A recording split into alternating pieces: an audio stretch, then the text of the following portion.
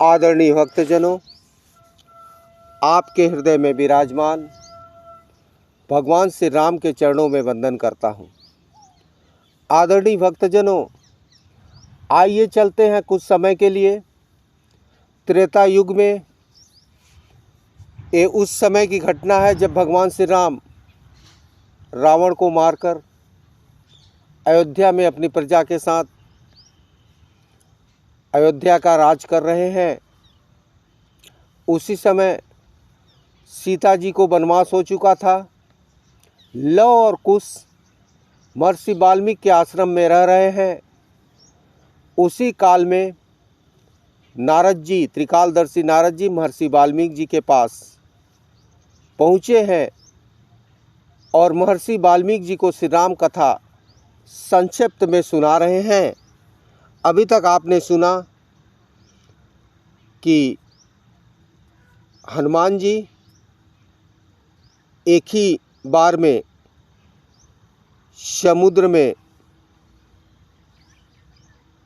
छलांग लगा के कूद के लंका में प्रवेश कर रहे हैं। आइए अब आगे सुनते हैं नारद जी वाल्मीकि जी को क्या बता रहे हैं। संपत्ति नामक गिद्ध के कहने पर से बलवान हनुमान जी 100 योजन विस्तार वाले क्षार समुद्र को कूद कर लांघ गए। रावण पालित लंकापुरी में पहुंचकर उन्होंने अशोक वाटिका में सीता को चिंता मग्न देखा। उन विदेह नंदिनी को अपनी पहचान देकर राम का संदेश सुनाया और उन्हें सांत्वना देकर उन्होंने वाटिका का द्वार तोड़ डाला। 5 सेनापतियों और 7 मंत्री कुमारों की हत्या कर वीर अक्षय कुमार का भी कचूमर निकाला। इसके बाद वे जानबूझकर पकड़े गए। ब्रह्मा जी के वरदान से अपने को ब्रह्मपाश से छूटा हुआ जानकर भी वीर हनुमान अपने को बांधने वाले उन राक्षस का अपराध स्वेच्छानुसार सह लिया। मिथिलेश कुमारी सीता के अतिरिक्त समस्त लंका को जलाकर वे महाकपि हनुमान जी राम को प्रिय संदेश सुनाने के लिए लंका से लौट आए। जहाँ पर सीता जी निवास था वो स्थान बचा, बाकी सारी लंका जल गई थी। बुद्धिशाली हनुमान जी ने वहाँ महात्मा राम की प्रतीक्षा करके सत्य निवेदन किया कि मैंने सीता जी का दर्शन किया है। अब हनुमान जी वापस आके भगवान को लंका का सीता जी का पता बता रहे हैं। आगे नारद जी सारांश में वाल्मीकि जी से बता रहे हैं। सुग्रीव के साथ भगवान राम ने महासागर के तट पर जाकर सूर्य के समान तेजस्वी बाणों से समुद्र को क्षुब्ध किया।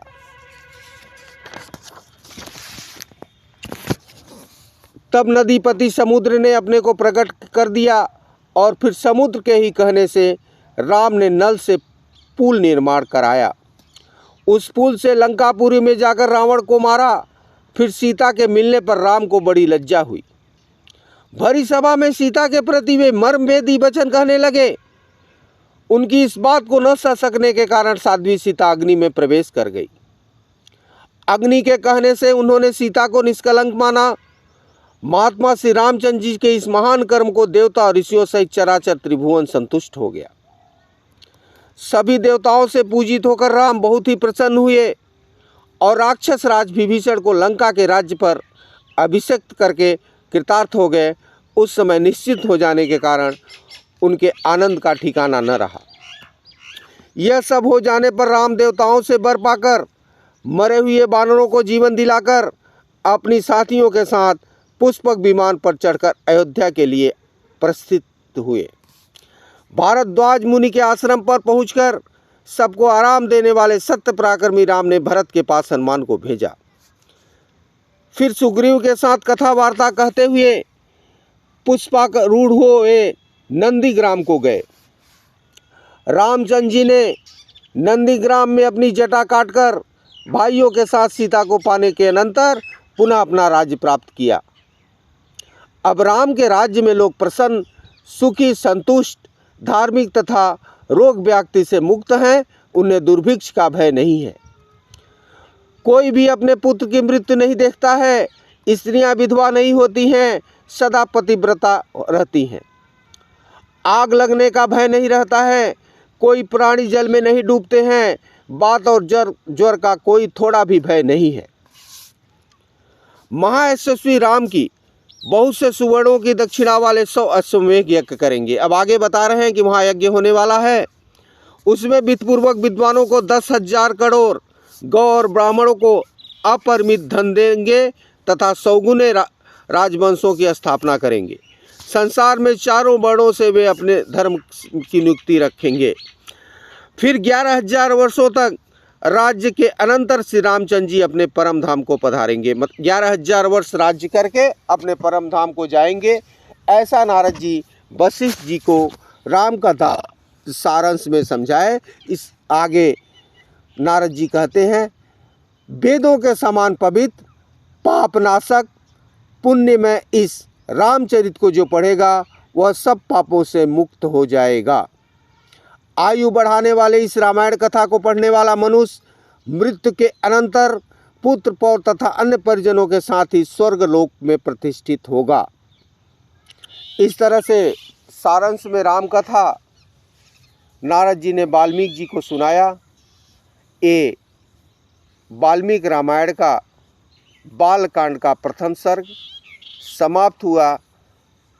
कल हम लोग द्वितीय सर्ग में प्रवेश करेंगे। इसी के साथ आपके हृदय में विराजमान श्री राम के चरणों में वंदन करता हुआ